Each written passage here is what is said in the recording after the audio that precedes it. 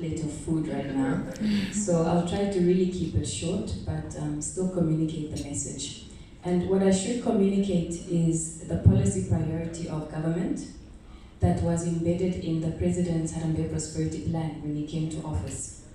What we're seeing here today didn't just happen, it needed a foundation. And the foundation was the Harambee Prosperity Plan. In 2016, when President Geingob took office, I'll single out two of his policy priority areas. He said we must foster a culture of youth entrepreneurship in Namibia. We must enable young people to become the owners and the managers of productive economic assets. He also made a commitment and said no Namibian should die of hunger poverty. And at the time that the president took office, Namibia was in a deep drought that continued from 2015 until 2017 and 2018, and we're not out of the woods yet. But there's always a gestation period between policy setting and impact. Young people always challenge us and say, we don't eat good policy. But I really want to say that you do, if it's done right. So thank you to the development funding and commercial funding institutions who took the President's policy directives and responded with relevant programs that can achieve government's objectives. The SME financing strategy that was developed by the Development Bank of Namibia is the one that gave birth to the credit guarantee scheme, skills lending facility. We're in the process of establishing a public venture capital fund.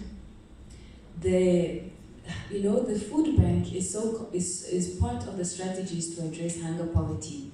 And I really just wanted to locate that policy priority and indicate that this is part of the President's commitment to foster entrepreneurship, economic employment, land ownership, job creation, self-employment, and economic transformation by developing sectors. Now with COVID, we have a triple challenge. We've always had the climate change challenge, which is an agriculture challenge, it's a food security challenge.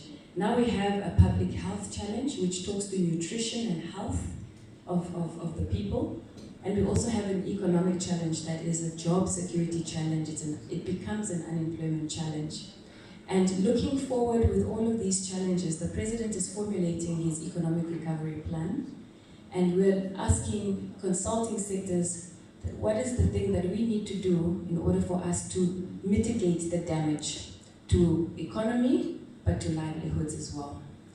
And the economic recovery plan is saying, we know tourism has been hit, aviation, retail and trade is taking a hit because purchasing power is declining.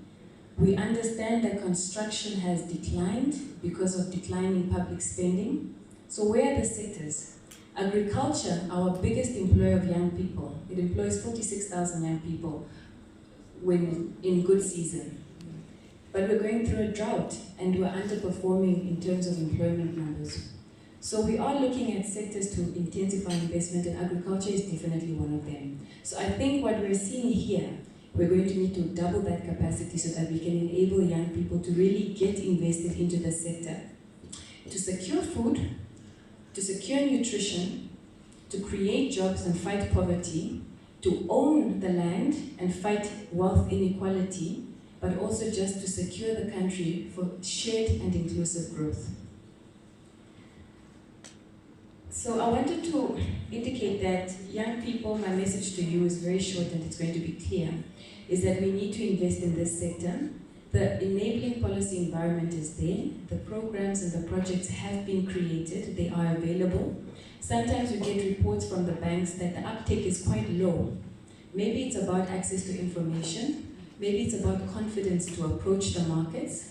But these products have been designed to talk to our unique needs. So do not be intimidated to walk to a DBN and say that I want to buy a farm or an agribank.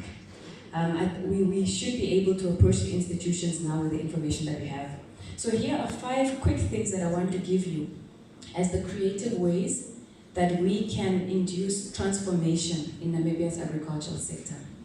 The first one is that we need to change the image of agriculture and the perception that it's not a lucrative business. You can make a lot of money in agriculture, and I think looking at the figures, you can see that there's really opportunity to scale.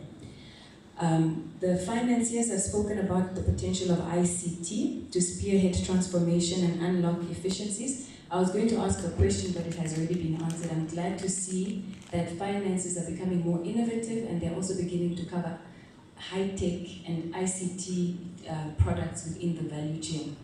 Young people don't want to work the ground, they want to do the upstream. At least now we're responding to some of those opportunities for young people. We need to strengthen our capacity as young people, and I'm talking about our technical capacity to manage the farms, to do the farm. Let's invest in farming technologies, let's invest in proper marketing, in digital farm management. But now I was confused because you're saying go to the land, but Standard Bank is saying remote sensing. So I think there's room for for that kind of transformation, but I do agree with you. It needs to be hands-on. Let's also keep in mind the environment that we're in. You can sink an investment very quickly in Namibia's agricultural sector because it's just such an adverse climate environment.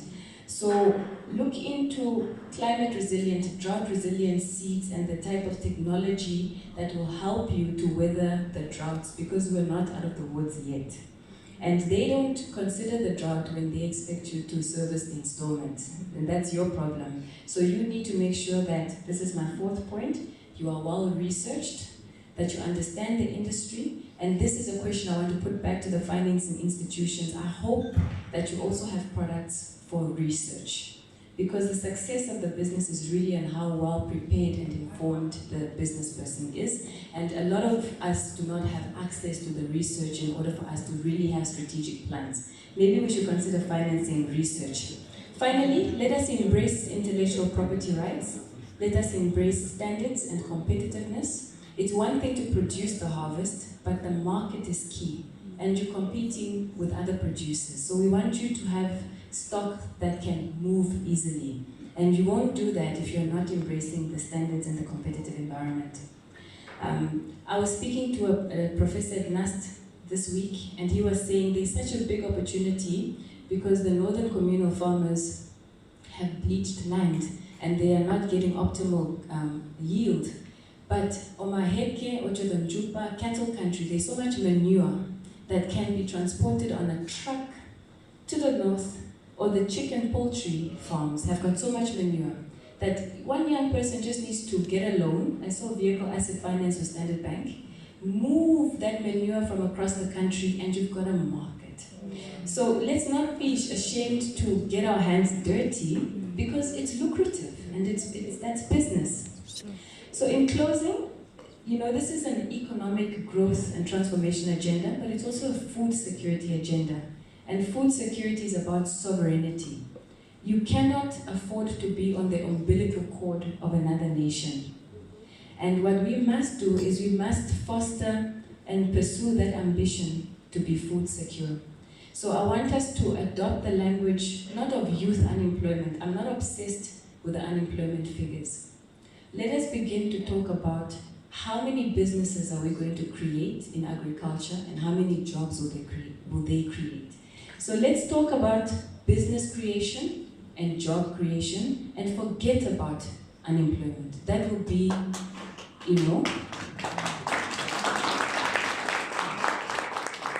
that will be the result of us doing the right things. Since this is a closing remark, I want to say thank you very much to the people who have bought tables to be here tonight, because you are directly supporting the work of young people. I know that the proceeds from this gala dinner are going to go to a fundraising program where this young man is working with rural young people in the regions. I'm not sure which region, but he's driving agricultural products in the regions to empower fellow young people who are a little bit far from the information. So this is a direct contribution to the efforts we are making. And as government, I affirm that our doors remain open. We will always try to respond to the questions and to provide the information, and also to listen to the policy advice and the program so that we can produce products that talk to your reality. Thank you very much. Okay.